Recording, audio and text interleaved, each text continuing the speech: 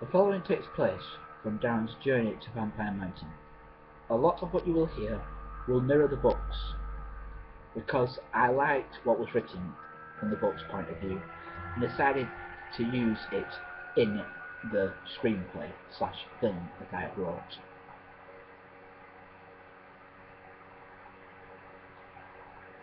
I thought that I did not need to change his journey to the mountain, but if there is a film made, it will have to be cut down a lot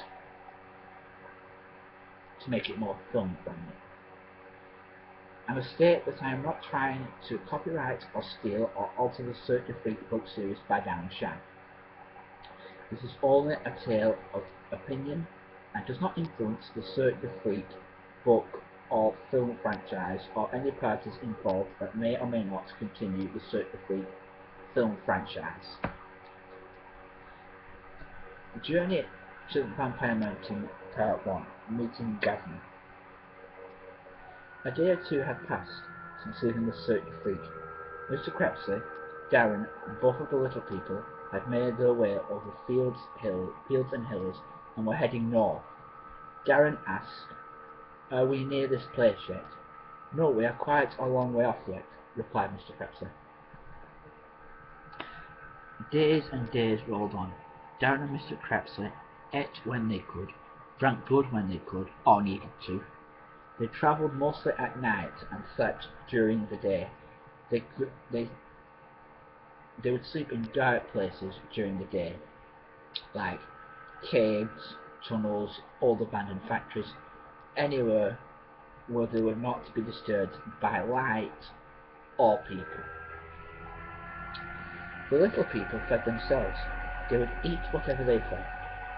Darren thought that it made a change from feeding them, which was one of the jobs he and Rebecca had to do when he was at the Cirque du Freak.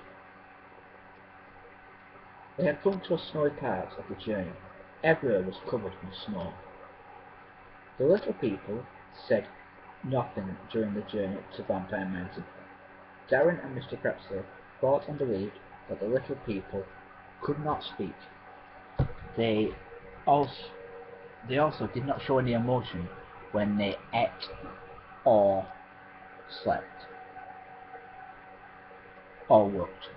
But they also did not show any emotion when they slept or worked or ate. Even in the bigger shape, they were the same as when they were at the cirque. Darren asked Mr. Crepsley, "Why don't we flit to the mountain? I could piggyback one of the little people. You could carry the other. We would get there quicker." "It's forbidden to flit to the mountain," said Mr. Crepsley. "If I was on my own, I would, but no one would know," said Darren. Mr. Crepsley said, "When you get to my age, respect and honour from your people wins marathons. Doing things the easy way to make life easier for yourself is selfish and idiotic to our people." Darren moaned often about sleeping on the floor. "Why can't we sleep in B&Bs and hotels and things?" asked Darren. "People ask too many questions. Where have you been? Where are you going? Why do your hooded friends, the little people, not speak, etc. It is better to keep away from human civilization. Besides, better not to have anyone follow us if we don't want to attract the wrong kind of person. Besides, we should be coming to a way station soon," said Mr. Crepsley. "A way station is a... What's a way station?" asked Darren. A way station is a place where a vampire can rest. It's a small cave that is stocked with coffins and blood, all the essential things needed for a vampire in all the years, who is not as springy in his steps and is having a hard time making it to the mountain.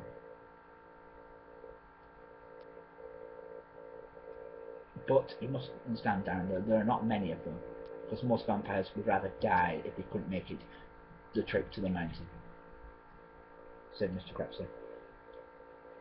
After that, Darren had, but we are coming up on a way station soon."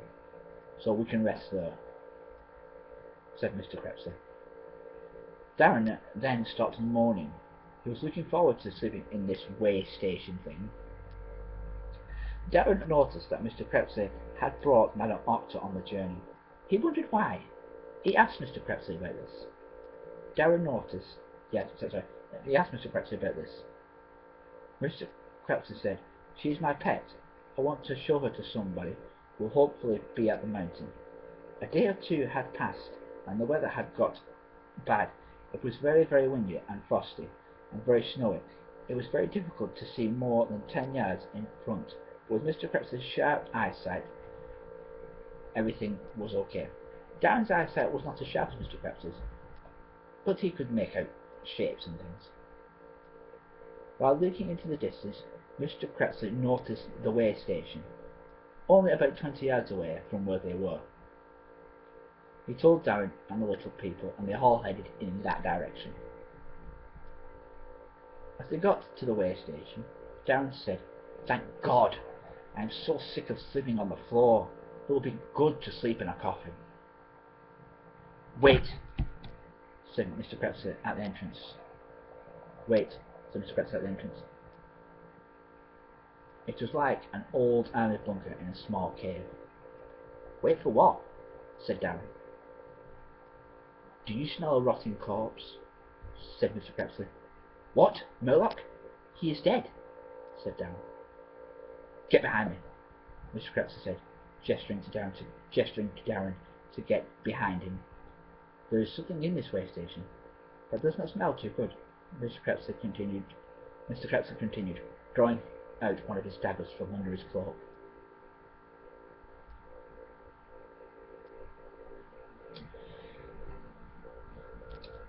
Mr. Crepsley walked in, followed by Darren and the little people. As they walked in, Mr. Crepsley noticed red stains all around the entranceway. He knelt down to examine the red stains. "It's blood. Human blood, if I'm not mistaken."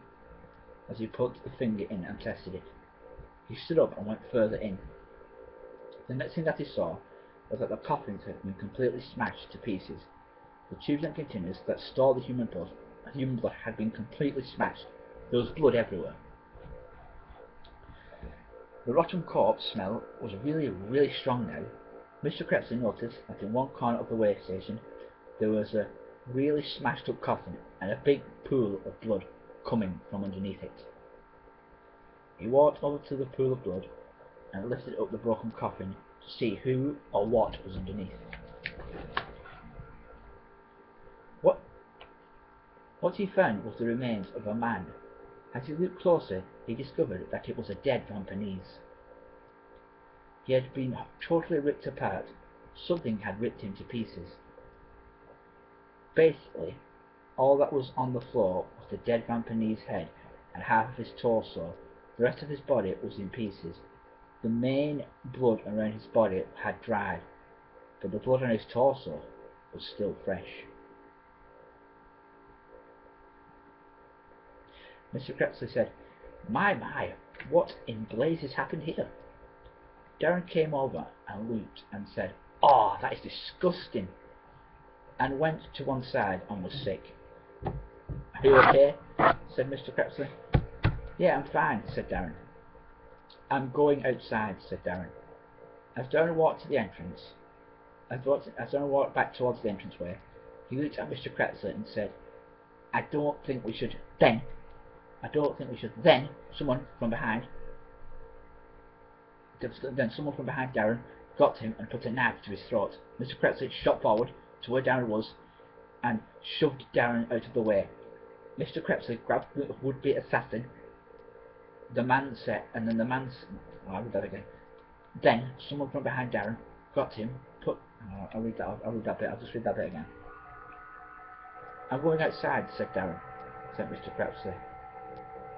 "I'm going outside," said Darren. As Darren walked to the entranceway, he looked around at Mr. Crepsley and said, "I don't think we should." Then someone from behind Darren got him and put a knife to his throat. Mr. Crepsley shot forward to where Darren was and shoved Darren out of the way. Mr. Crepsley grabbed the would-be assassin. The man said, "Whoa, lad! It's me, Governor Poole." "You idiot! I could have killed you. What are you doing here?" said Mr. Krebsler. Governor explained that's how he had picked up his scent a few nights ago, and was also making his way to the mountain, and thought he would tag along. "I saw you going into the way station, and I thought I would surprise you," said Governor. "You certainly did," said Mr. Krebsler, "but something has happened." He showed Governor the dead Vampirese body. "I thought something did smell rotten, but I thought it was you," Governor said, smiling. "Very funny. What do you think killed him?" said Mr. Krebsler. They discussed the dead Vampirese. Darren sat in the entranceway. The little people. Darren sat in the entranceway. Darren sat in the entranceway with the little people. He was still a bit shaken from what he had seen. Governor said to Mr. Krebsler, "I'm not sure. Looks like he was resting, and then something came in, had its way with him, unfortunately while he slept." "Do you think we should stay here?" said Governor to Mr. Krebsler. "Yeah, it will be fine. Whatever sneaks up on the sky is long gone. We should be safe. Just in case, we will take turns sleeping. Just in case any other unwelcome visitors decide to turn up." "Fine, I will go first," said. "Fine, I will go first. I slept for a few hours on the way here." "You move so slow," said Governor. "I've got company," gesturing to Darren and the little people. "I was going to ask, I know you need to take Darren to the mountain, but the little people?" said Governor. "I will explain in time, but I want you to introduce you to Darren first," said Mr. Krebsler. They made their way to the entrance of the way station, where Darren was sat. The sky was getting light, so they both stayed inside of the way station so they would not get a tan. Mr. Krebsler explained to Darren what was going to happen, and who Governor Poole was.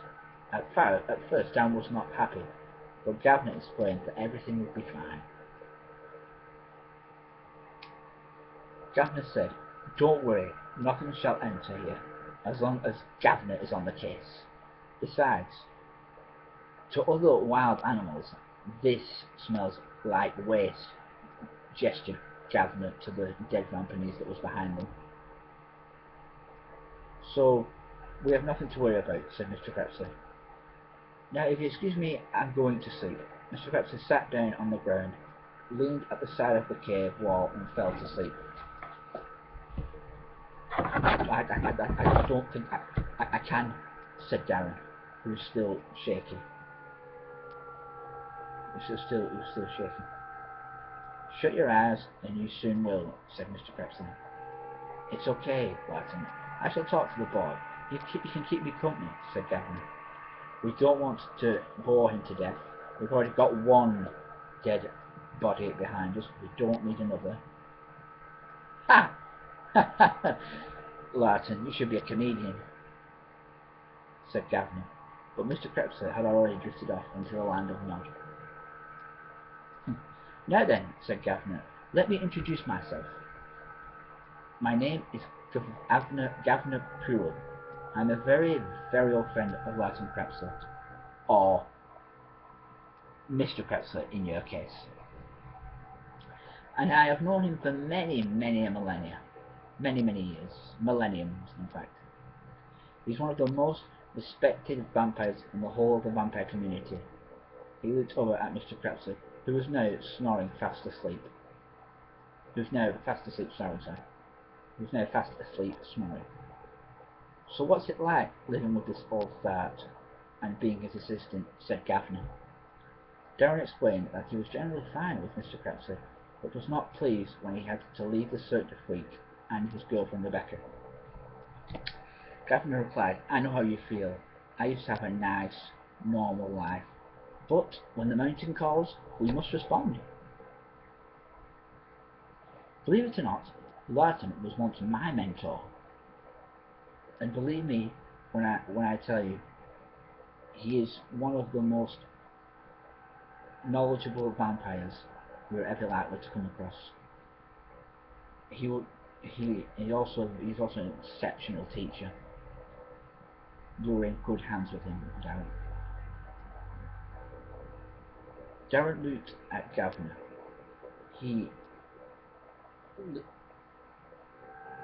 Alright.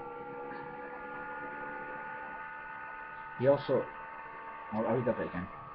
Gavner replied, I know how you feel. I used to have a nice, normal life, and it is great, but when the mountain calls, we must respond. Believe it or not, Larton at one time was my mentor. For a while, he taught me many wonderful and interesting things. Believe me when I say you are in perfect hands.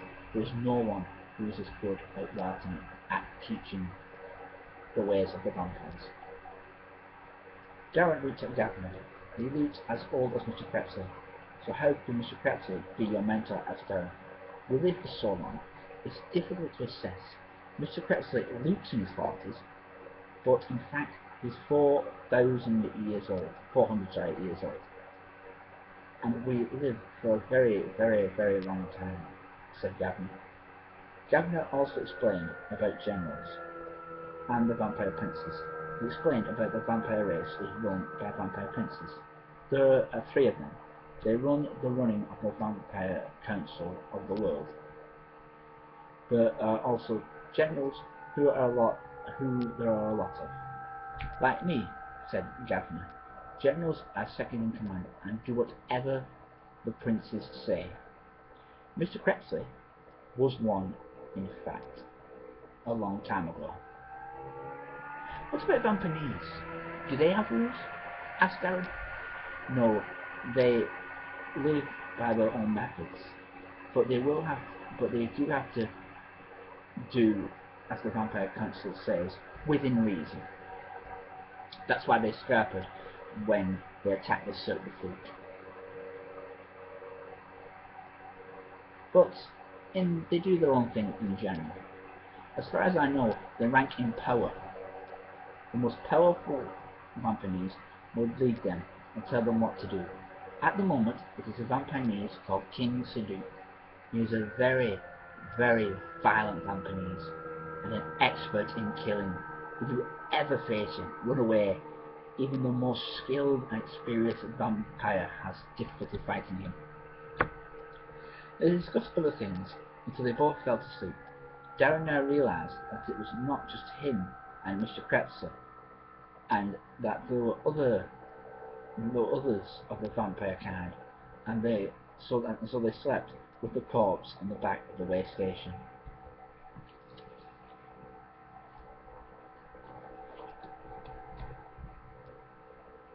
A day or two later, Gavin and Mr. Krebsler and the little people were sitting at the side of a load of trees.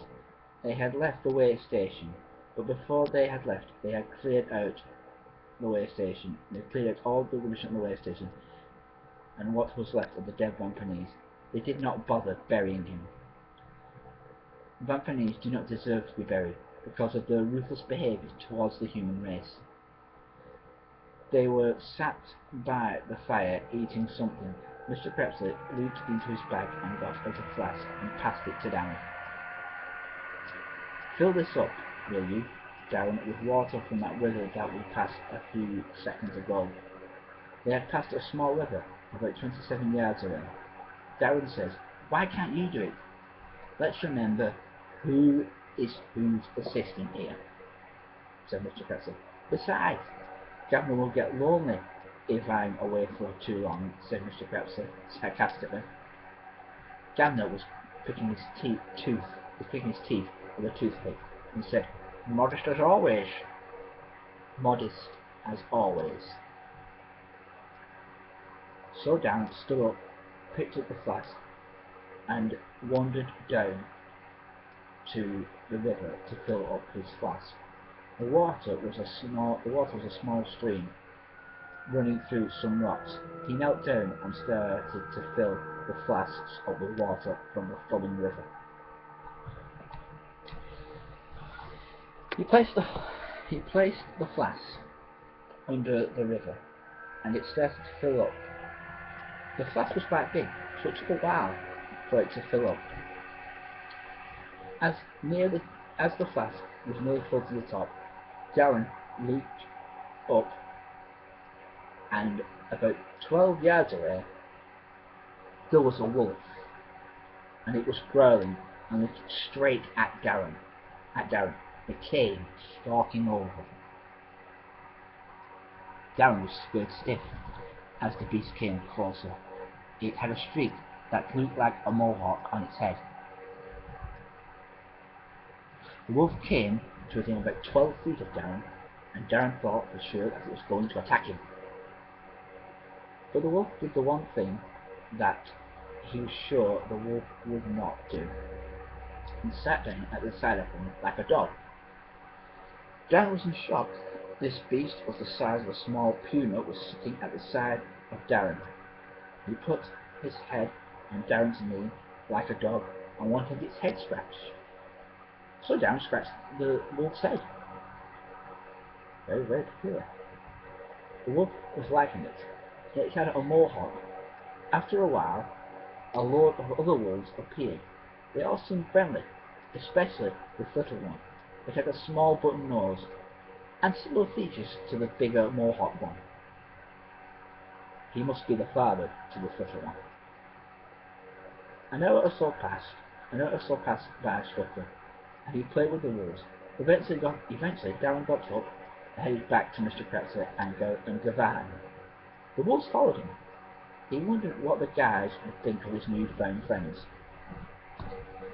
When he returned, he found that both Larton and Gavner had fallen asleep by the still burning campfire. Better not disturb them, he thought. So he laid down and began to sleep.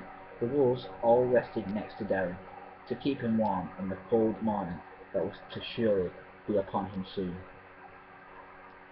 Darren awoke with the sound of yelping. He sat up and saw that the small wolf hiding behind his dad, frightened. The male wolf was barking at the little people. The male wolf was barking and growling at the little people.